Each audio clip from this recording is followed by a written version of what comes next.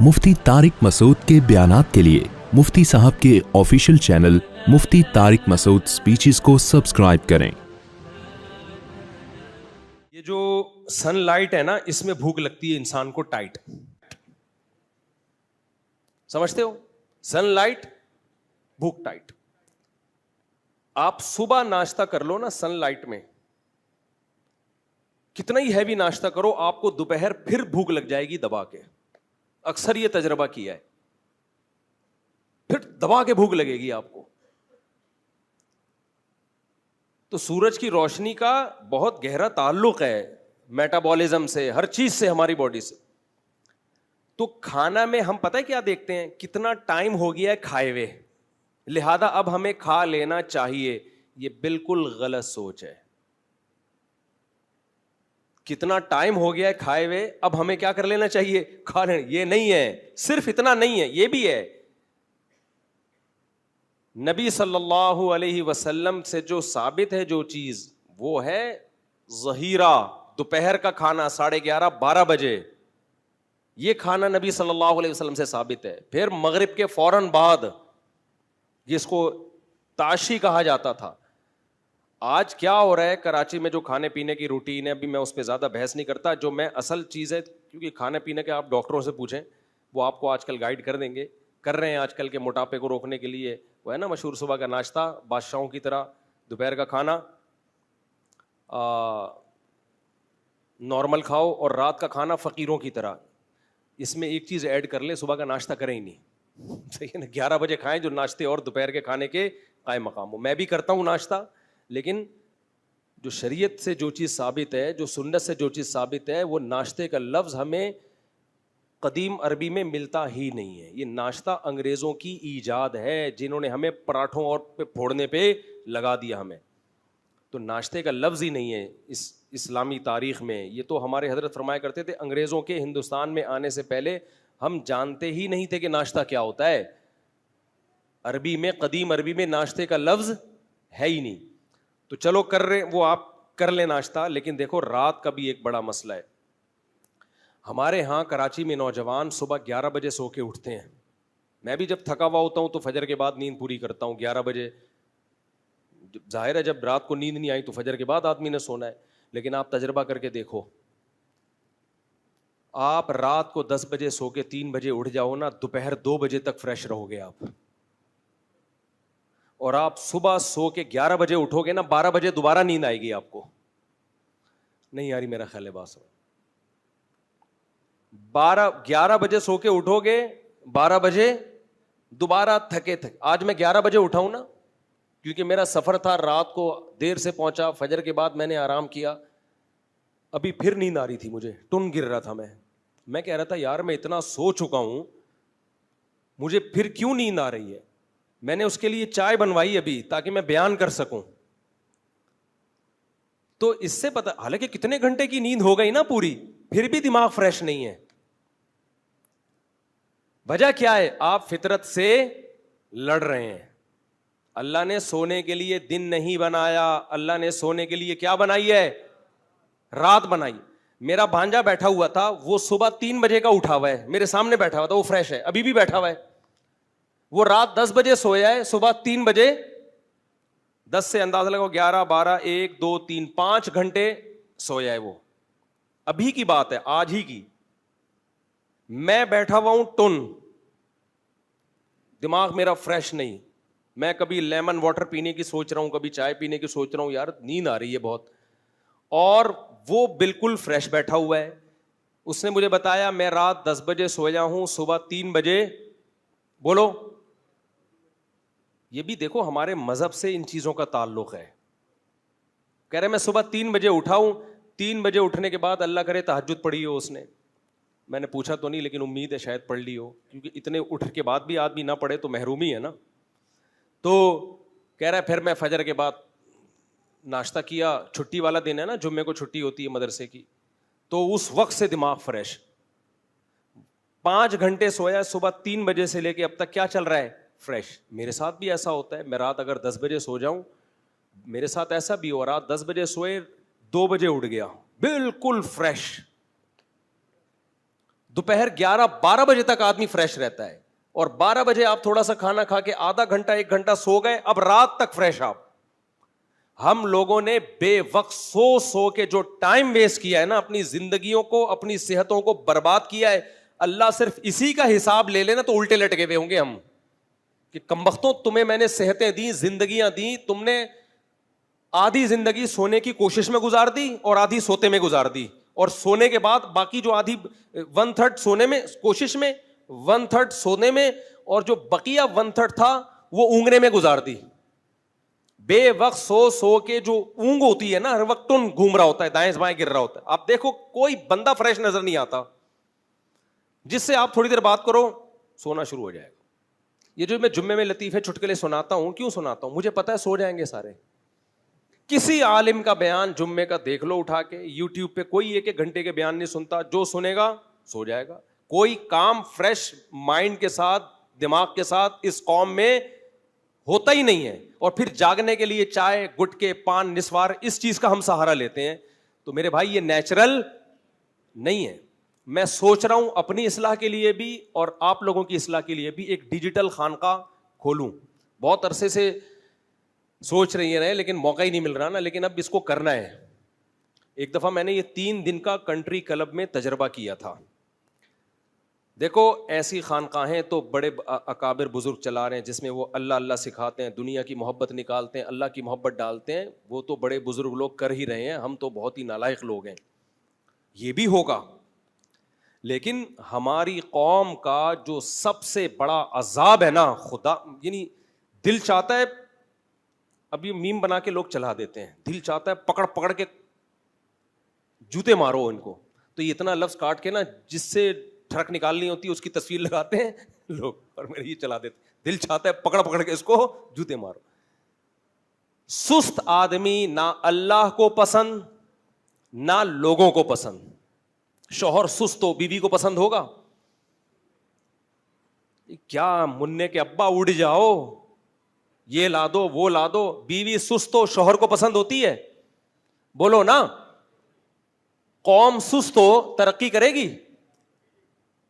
آپ کا کیا خیال ہے؟ ہم حکمرانوں کو برا بلا کہتے ہیں, ہم خود کون سا ٹھیک ہیں بھائی؟ کیا پاکستانی قوم کا شمار چست لوگوں میں ہوتا ہے یا سست لوگوں میں ہوتا ہے؟ سست میں ہوتا ہے. چست میں ہوتا نا تو ٹرینیں ٹائم پہ ہوتی, فلائٹیں کبھی لیٹ. بولو, پی آئی اے لیٹ ہوگی لیکن جب اوپر جائے گی نا اسپیڈ فل ہوگی اس کی. اچھا پی آئی اے میں ہم نے یہ دیکھا ہے بہت اسپیڈ کے ساتھ اڑاتے ہیں, جو ٹائم ہوگا نا اس سے پہلے ہی پہنچا دیتے ہیں. ہوا میں فل کیا ہوتی ہے, پائلٹ کی اسپیڈ بہت تیز ہوتی ہے.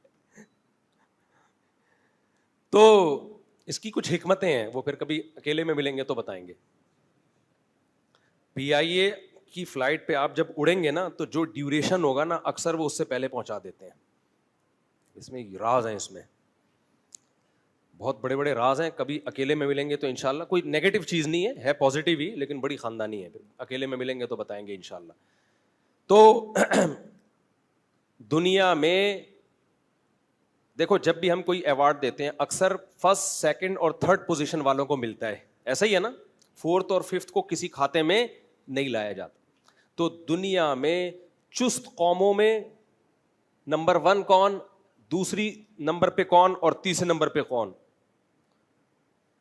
ایسی ایک کیلکولیشن ہے, ایک ریسرچ ہے کہ سب سے چست سمجھتے ہیں نا ایکٹیو, سب سے ایکٹیو قوم کون سی ہے. تو اسی کو الٹا کر لینا اگر, تو دنیا میں نمبر 1 سست قوم بھی مسلم کنٹری کا نام آتا ہے. دنیا میں as a country, as a nation, جو دوسرے نمبر پہ سب سے سست ہے اس میں بھی کس کا نام آتا ہے؟ مسلم کنٹری کا. دنیا میں تیسرے نمبر پر جو سست ترین قوم ہے, آپ اللہ کی قدرت کہیے یا اللہ نظر بد سے بچائے, تینوں پوزیشنیں کس نے لی ہیں؟ ہم لوگوں نے لی ہیں. سوڈان کے بارے میں کہا جاتا ہے مسلم کنٹری ہے, سستی میں نمبر 1. اتنا سستی میں نمبر 1 ہے کہ کہا جاتا ہے کہ کسی جو سرکاری لوگ ہیں وہاں پہ, ہو سکتا ہے نچلا طبقہ عوام میں سیٹ ہو, لیکن جو سرکاری لوگ ہیں, ظاہر ہے حکومت تو سرکاری لوگ ہی چلا رہے ہوتے ہیں نا.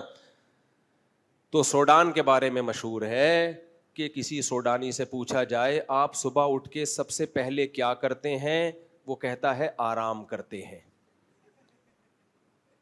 سوڈان کے سرکاری دفتروں کے بارے میں مشہور ہے کہ وہاں سرکاری ملازم صبح دفتر میں جاتے ہی کیا کرتے ہیں, آرام. اب ہو سکتا ہے کوئی سوڈان والا مجھ پہ اعتراض کرے, بھائی 1 سال پہلے کی رپورٹ ہے, ہو سکتا ہے اب آپ دنیا کے ایکٹیو ترین ملکوں میں آ گئے ہوں. 1-1.5 سال پہلے کی رپورٹ میں پیش کر رہا ہوں, میں اب آپ پر الزام نہیں لگا رہا. ہو سکتا ہے کوئی آئے ہو وہاں پہ بزرگ, انہوں نے پوری نظام یوں کر کے پلٹ دیا ہو. سست ترین لوگوں میں نمبر 1, یہ ہمارے لیے باعث افتخار ہے کہ ہم نمبر 1 میں الحمدللہ نہیں ہے. اللہ نظر بد سے بچائے ہم لوگوں کو. دوسرے نمبر پر کہا جاتا ہے مصر. یہ بھی اسلامی کنٹری ہے یا نہیں ہے؟ سعودی عرب کے بارے میں بھی کہا جاتا ہے, دوسرا یا تیسرا نمبر ہے. ہو سکتا ہے محمد بن سلمان نے آ کے کہتے ہیں کہ کچھ ایکٹیو کیا ہے قوم کو, واللہ عالم, لیکن 2-3 سال پہلے کے مطابق دوسرے یا تیسرے نمبر پہ کون تھا؟ سعودی عرب اور مصر. اختلاف ہے کہ کوئی کہتے ہیں مصر سیکنڈ نمبر پہ آتا ہے, کوئی کہتے ہیں نہیں جی سعودی عرب. یہ دونوں کیا ہیں؟ اور یہ تو اسلام کا مرکز ہے. مصر تو موسیٰ علیہ السلام اور پیغمبروں کا مسکن ہے. اور اس کے بعد اللہ نے ہم غریبوں کو یہ اعزاز دیا ہے کہ ہم تیسرے یا چوتھے یا 5ویں نمبر پہ آتے ہیں. یہ اعزاز کس کو دیا اللہ تعالیٰ نے؟ ہمیں. یہاں سرکاری ملازموں میں بھی چند ایک کو چھوڑ کر اچھے برے ہر جگہ ہوتے ہیں. بہت اچھے اچھے لوگ بھی سرکاری ملازمین میں ہیں جو ہم نے اپنی آنکھوں سے دیکھے ہیں, ایکٹیو ہیں, لیکن میجورٹی کی بات ہو رہی ہے. اور پبلک میں بھی کبھی آپ نے دیکھا کہ 8 بجے شادی میں کھانا لکھا ہوا ہو, کوئی مائی کا لال ایسا ہے جو 8 بجے پہنچ جائے؟ بھائی شادی دفتروں میں کیا لکھا ہوتا ہے؟ 8 بجے ڈنر کھانا کھل جائے گا. دولہا بھی نہیں پہنچا ہوتا, اس کو پتا ہے یہ جھوٹ ہے, کسی کا باپ بھی 8 بجے نہیں پہنچ. یہ لکھنے کے ہیں, ہاتھی کے دانت دکھانے کے اور ہیں, کھانے کے اور ہیں. 8 کا مطلب ہے 11 ساڑھے 11 بجے. دلہن نہیں پہنچتی, دولہا نہیں پہنچتا, باقی کون پہنچے گا؟ میں جاپان میں تھا نا, تو وہاں میں نے لوگوں سے پوچھا, وہیں کے مقامی لوگوں سے جو وہیں پیدا ہوئے ہیں. رپورٹ میں جو طلب کرتا ہوں نا, ان لوگوں سے نہیں پوچھتا تو میری طرح وزٹ کے لیے گئے ہوئے ہیں. دیکھو ایک رپورٹیں ہوتی ہیں اخباروں کی, کتابوں کی, ایک رپورٹ ہوتی ہے مشاہدے کی. مشاہدے کی رپورٹ زیادہ اوتھینٹک ہوتی ہے بنسبت کتاب کی رپورٹ کے. ایک جاپانیوں کا آپ کتابوں میں پڑھتے ہیں, ایک ہے وہاں جا کے وہاں کے مقامی لوگوں سے ان کے بارے میں پوچھنا, ایک سے نہیں 20 سے پوچھنا. تو کون سی رپورٹ اوتھینٹک ہوگی؟ مشاہدہ. لوگ کہتے ہیں ان کے ہاں اگر آپ نے کسی کو ٹائم دیا کہ میں 8 بجے پہنچوں گا اور آپ 8 بجے نہیں پہنچے تو یوں سمجھو کہ وہ دائرہ اسلام سے خارج ہے, ان کے دائرہ اسلام سے. نہیں آئی میرا خیال ہے بات. یہ اتنا بڑا جرم ہے کہ اس نے جھوٹ بولا ہے. اور ہمارے ہاں اگر آپ نے 8 بجے کا کہا اور آپ 8 بجے پہنچ گئے تو مینٹل ہاسپٹل میں جمع کرا دیں گے. اتنا بے وقوف, 8 کا کہا اور 8 ہی کو پہنچ. ڈیٹیں ٹائم پہ نہیں لگ رہی. نہیں آئی بات؟ جو ڈیٹ ہے نا, جو ڈیٹ مارنی ہوتی ہے اس میں لیٹ پہنچ رہا ہوتا ہے بندہ. میں یہاں نکاح پڑھاتا ہوں, لڑکوں نے ڈیٹیں ماری, عشق معاشقے ہوئے, کئی سال استخارے چلے, خودکشی کی دھمکیاں دی, اس کے بعد طے ہو گیا, ابا بھی مان گئے, اماں بھی مان گئی, مجبوری میں چل بھائی دے دیتے ہیں یار, پورا خاندان بیزار آ گیا, چلو ان دونوں کی شادی کرا دو. شادی طے ہو گئی, نکاح مفتی طارق مسعود سے پڑھوائیں گے. مفتی طارق مسعود نے ٹائم دے دیا, جی 6 بجے, پونے 6 بجے ہمارے عصر کی نماز ہے, آپ پہنچ جائیں. کمبخت وہاں بھی آدھا گھنٹہ لیٹ ہوگا. ابے تجھے اتنے پاپڑ بیلنے کے بعد تجھے تیری معشوقہ مل رہی ہے, اس میں بھی تو آدھا گھنٹہ 1 گھنٹہ نکاح میں لیٹ پہنچ رہا ہے, تو کون سا کام تو ٹائم پہ کرے گا پھر؟ نہیں آ رہی میرا خیال ہے بات سمجھ میں. اس میں بھی تو نکاح میں آدھا 1 گھنٹہ, بعض دفعہ عصر کے بعد نکاح ہوتا ہے, مغرب تک نہیں پہنچا ہوتا دولہا.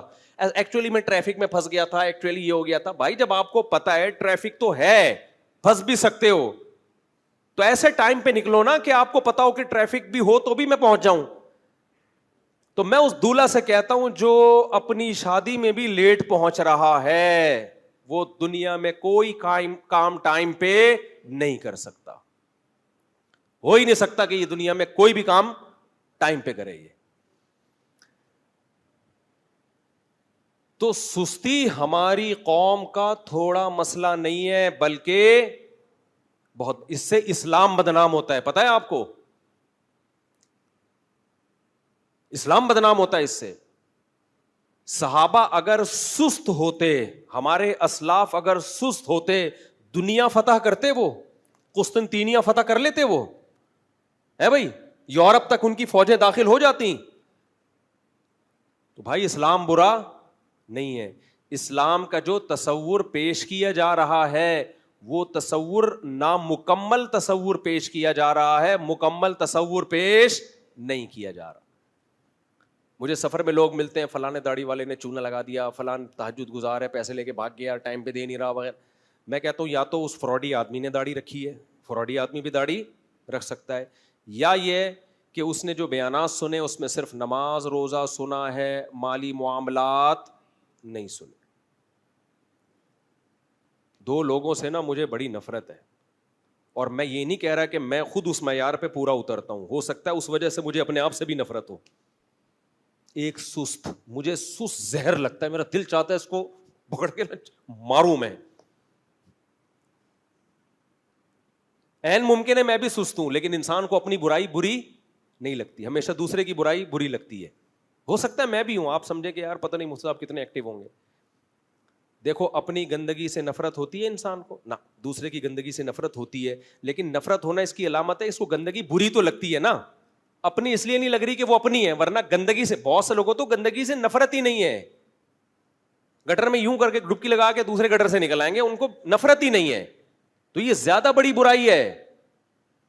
تو ہو سکتا ہے میں بھی سست ہوں, لیکن سستی سے نفرت ہونا بہرحال میری ایک پازیٹو چیز ہے یا نہیں ہے؟ جب نفرت ہوتی ہے تو انسان اپنی اصلاح کی بھی کوشش, دیکھو گندگی سے نفرت ہو تو کوشش تو ہوتی ہے نا گندگی جسم سے دور ہو, باقی سستی کی وجہ سے کوئی نہ نہائے. تو میں کبھی یہ دعویٰ نہیں کرتا میں بہت ایکٹیو ہوں, میں سست نہیں ہوں, لیکن میں یہ دعوے سے کہتا ہوں مجھے سست آدمی کیا لگتا ہے, زہر لگتا ہے, چاہے میرے اندر ہی کیوں نہ ہو. ہمارے نبی نے پناہ مانگی ہے, اللہم انی اعوذ بک من الجبن ومن الکسل, اے اللہ بزدلی سے تیری پناہ مانگتا ہوں, اے اللہ سستی سے تیری پناہ مانگتا ہوں. بزدلی میں بہت ساری چیزیں داخل ہیں.